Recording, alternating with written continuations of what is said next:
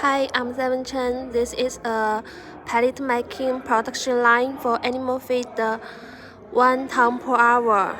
First is a screw feeder to transport the materials, the fodder to the pellet machine.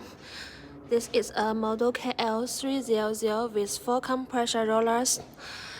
Electric power is 22 kilowatts.